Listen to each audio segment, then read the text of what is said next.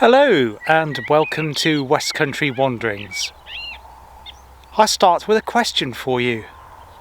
What's in a name? Well, apparently quite a bit.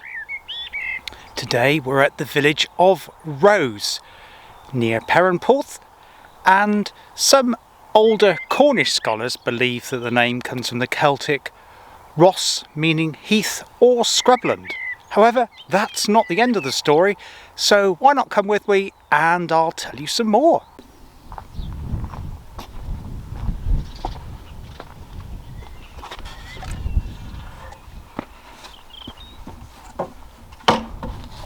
More recently, it's been put forward that the name Rose comes from another Celtic word, meaning Ross, which means round or curved. Now, it could be that it's named after the Perran Round, which we're going to have a look at shortly. Now, the people that live in Rose, the Rossilians, believe differently. They said that many years ago, their ancestors had lived out at Gear Sands, where we were the other day, between the Lost Church and the Celtic Cross. One night, during a violent storm, the village was overcome by the sand and almost all the inhabitants died. The few survivors moved a mile or so inland and built a new village here, which they called Rose, because they said it rose from the ground, and in their celebrations they used a red rose as their new symbol.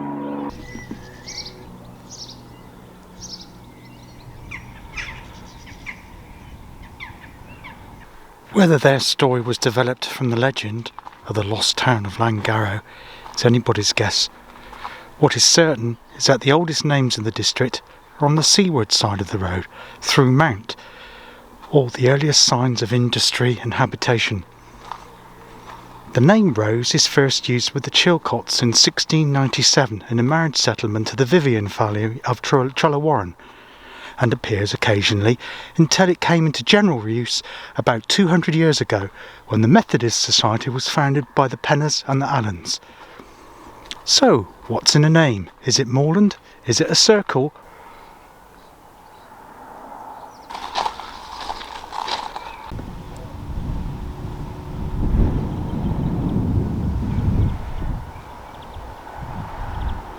I'm now at Perran Round, which is the best surviving example of a medieval plain and quarry, where Cornish plays were performed here in the early and middle ages. So we'll go and have an explore, and I'll tell you a little bit more about its history here in the village of Rose.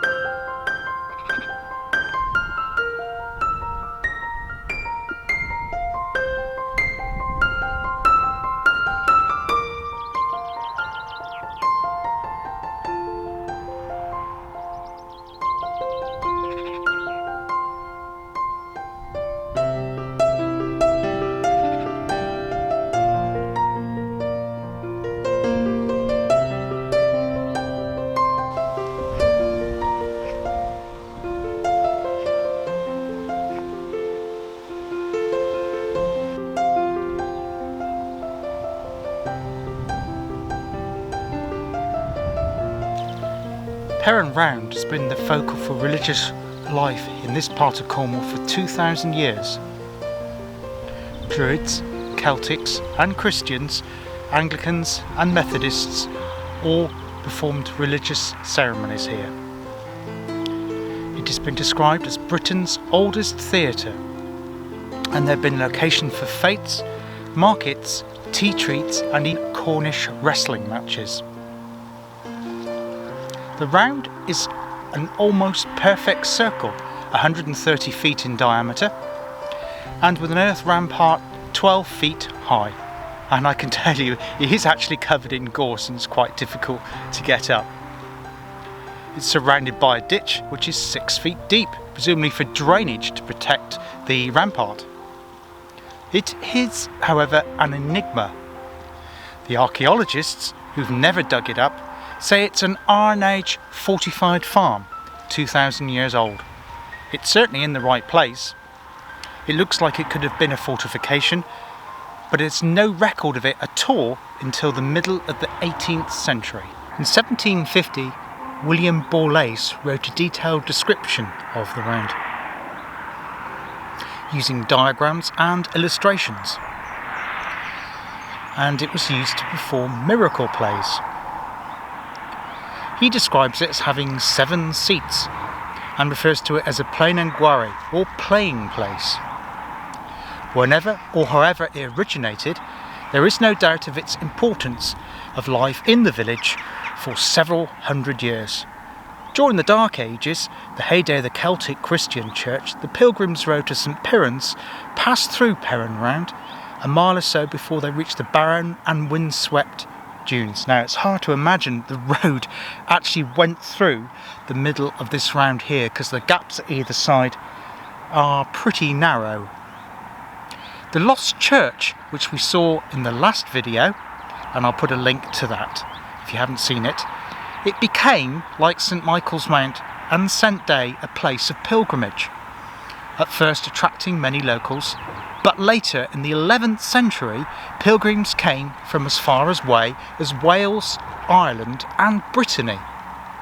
And St Piran's Day was celebrated, and still is, here in Cornwall, and there were stone crosses and signs by the roadsides marking the way from places as far afield as Padstow, while the Welsh came over the Bristol Channel to Cornwall, and down on the south coast from Foy, where the Bretons from northern France would travel up and make their way to here at the parish of Perranzabuloe.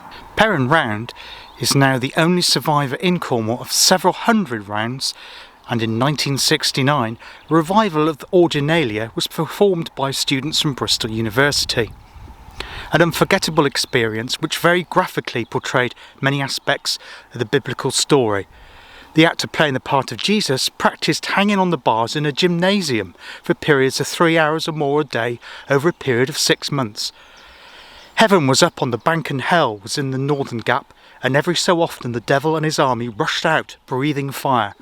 It is thought that in the Middle Ages the devil's frying pan, not spoon, like they kept trying to tell us, was used as hell.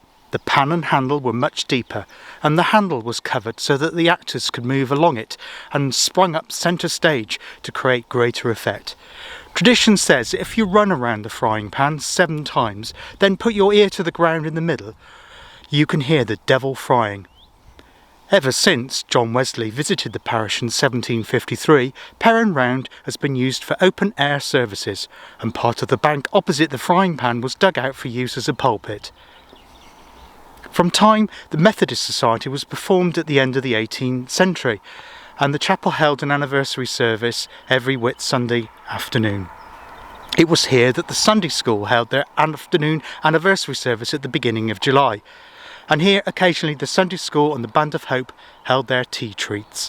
Perran Round was also the venue for another traditional Cornish pastime, that of wrestling, and the village produced a number of good wrestlers, the most well known being the Hooper family, who emigrated to the mines of northern Michigan in the USA about 90 years ago, the last one of the line here boasting the name of Tommy Toots. For many hundreds of years until the latter part of the 19th century, Perran Round was in the open countryside, with a road running right through the middle, a gap there, all the way across there to the other side, with the ditch banks on the other side. With the increase, because of the mines transporting their ore to be smelted and the enclosure of the field modernisation, the traffic through the centre of the ground grew and grew. Between the wars, the round became neglected, and the early 1930s, the Perranzabuloe Council for the Preservation of Rural England reported that it had been used as a dump.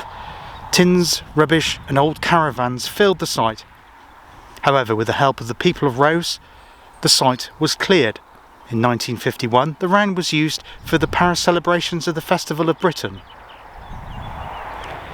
It became overgrown again, but in the summer of 1983 the village got together again and decided to clear the round, as it became completely overgrown, and in the following year, in 1984, they held their village fete here.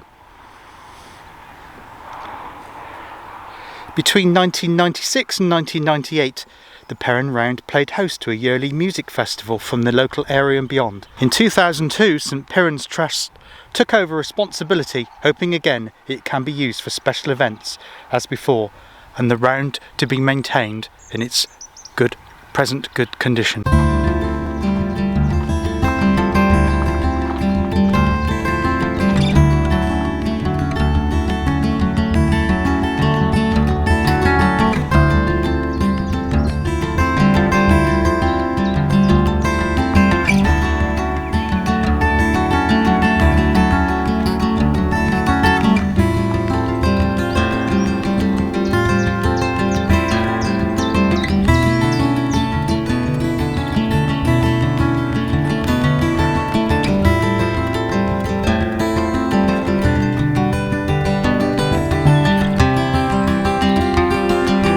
Settlers to Rose arrived around 8,000 years ago. The next people to live in Rose were the New Stone Age people around 4,000 years ago.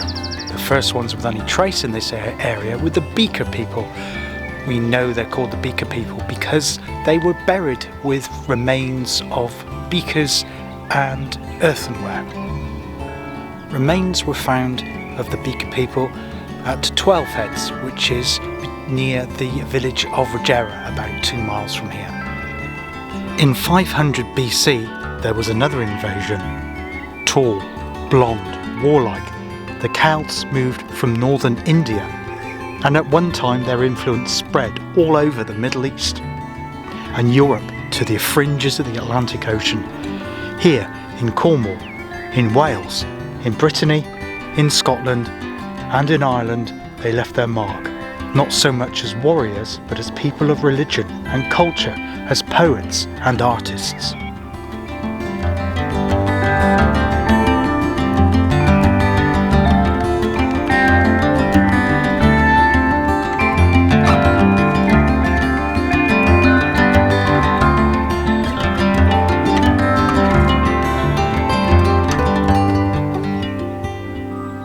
What's in a name? Well, many things. If you uncover a place name, you uncover the history of the place. Sometimes that history can be slightly ambiguous, but always it'll take you down paths of exploration, uncovering not just the place, not just its history, but the people that make up the character of the place and where those ancestors originally came from.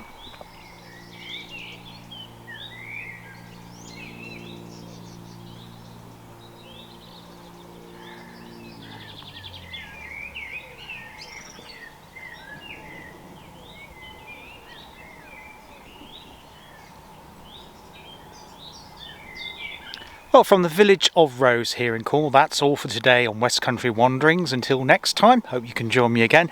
Please consider a like, a subscribe, a share, or perhaps a comment if you've been to this area or know something about this part of the world, like to expand on the history. And I will share the links below for where I've got the history of Perran Round and the village of Rose today, so you can delve into more detail if you so wish. Until next time, all the best, look after yourselves, take care. Bye for now. Cheers.